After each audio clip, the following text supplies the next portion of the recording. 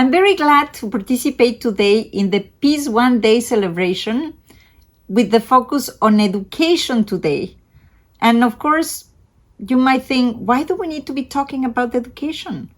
Education is just the basis for people to succeed in life or to be well prepared to confront the challenges in general. But education is not delinked from the many developments that the world is confronting now. Actually, I would say that education is the basis to address them, because it's what equips us not only to go into the labor market, but equip us to be an agents for change. And let me just reflect on where we are now, which is January of 2025. We are in the context in which social polarization is very high, in which disinformation and misinformation in the digital platforms may separate us further, in which populism is on the rise because many leaders prefer to divide and conquer instead of bringing societies together. We live in the world that is really falling behind in terms of the delivering of climate change. We were thinking in 2015, when the Paris Agreement was agreed, that we were going to arrive to 1.5 Celsius centigrades to preserve the world as we know it, at least.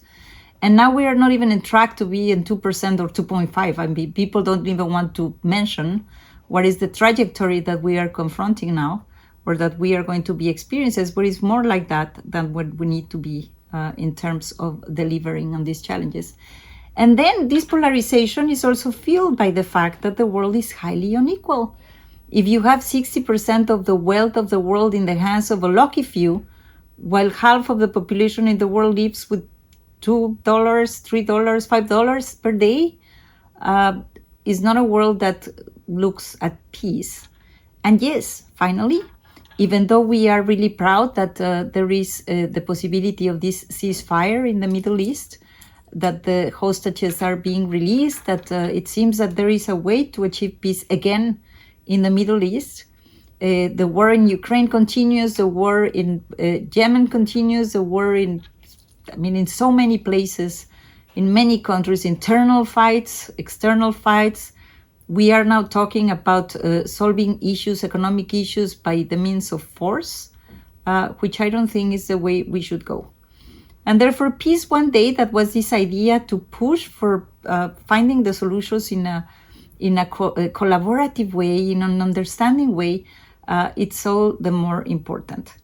And UNESCO joins this day because, of course, we are the education institution in the UN system, but we are also the culture institution, the intercultural institution, because we were created with this idea that diversity is a strength, and that we can learn to live each other, to love each other by getting to know each other, by being open in terms of languages, music, cultural experiences, social codes, but that we should be open to understand others and learn to live together in peace. And we are the institution also that is focusing on science. And I'm going to take a little bit more time about that, because science is underpinning everything we do. We have seen it with the artificial intelligence revolution, not only changing the way we operate in our daily lives, but actually doing it as a very, very fast pace. We just forget that is the scientific discoveries that are allowing us to have these technologies in our house, in our mobile phone, in our day-to-day way of living, in our workplace, everywhere. But the fact is that this is the science that allows us to do that. It's the science that allows us to get, for example, the vaccine against COVID in just 1 year. It's the science that is helping us to really move into very important solutions all around the world. But science needs to also be done in an ethical manner. Science needs to be trusted because of populism and because of all these things that I mentioned. Trust in science is also declining, because whose science do you believe? If you go into these big social platforms that are now, thanks to their CEOs, not going to be looking into strengthening content moderation as they did in the past, whose science are you going to trust? how are you going to know that whatever you read is based on really scientific evidence? And therefore, science is also under a lot of stress. And science should also be done ethically. Today, we were celebrating the life of Federico Mayor, who was the Director General of UNESCO. And he was promoting not only a culture of peace, but he also promoted something wonderful that continues to be super relevant, which is the ethics of science and technology. Since 3 decades ago, UNESCO has been working on ensuring that all the technological developments, being the human genome, we were almost about to clone Dolly, the chip, if you remember, some years ago, but we did not, because it's not that you can, it's to reflect if you should, and on which moral grounds you should be doing that. And therefore, that reframed the conversation about the human genome into something that is much more careful about the ethical considerations. We developed the ethics of AI, of artificial intelligence, to ensure that this is not a technological conversation, but a societal one, the social impact, and to ensure that whatever happens in the digital space preserves the human rights and human dignity that we have been building up for so many years around the world.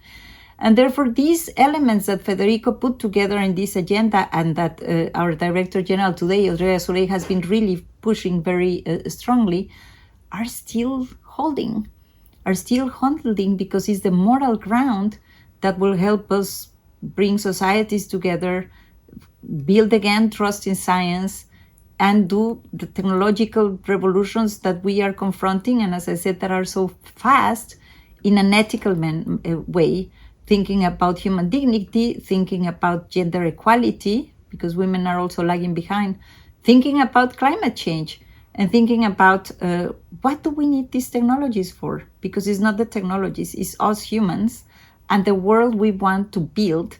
And that's why we are so proud about the recommendation on the ethics of artificial intelligence. And lastly, education. Why? Because there are lots of young people out there that need this education. My dear colleague Stefania Giannini, who leads the work on education here in UNESCO, is making a very strong call for education to be an instrument for peace. And member states adopted a resolution that is exactly doing that. Or education for the environment. At the end, it's education for critical thinking. It's education to understand each other. It's education to avoid becoming a racist. It's education for being ourselves, somebody that contributes to build a better world. And then education for our younger population. My sector, which is the sector on social and human sciences, is in charge of anti-racism, on ethics of science and technology, on the evidence base for science and protecting scientists, but it's also in charge of youth. And young people, we know the generation that is coming is highly critical, very anxious about climate, very anxious about digital, with mental health issues that are growing by the day. And therefore, we also need to ensure that education becomes a tool for all the young people, not only to understand where they are in this world, but also to use it for change. And that's why I invite you. We are going to be launching with 17, we did it with Nestle before, a youth grant scheme, meaning that young people around the world that are doing amazing things, NGOs, launching activities, helping communities, promoting sports, promoting gender equality, we are going to be supporting them with financial support, but also with some managerial training and connecting with each other to deliver better on their own initiatives, but also for the world. This youth grant scheme is something that we are very fond of because we have seen how much this support can change lives through youth-led action. So, as I said at the beginning, very complex scenario, very complex landscape, worrisome in so many respects. But at the end, I think that by coming together with Education Today and Peace One Day with Jeremy Gilly, our dear friend, we can try to use all these instruments to deliver for good and to ensure that the world evolves in a much more peaceful and a much more respectful manner And this is the way UNESCO has always been striving for. So have a nice discussion, and let's keep on celebrating this day.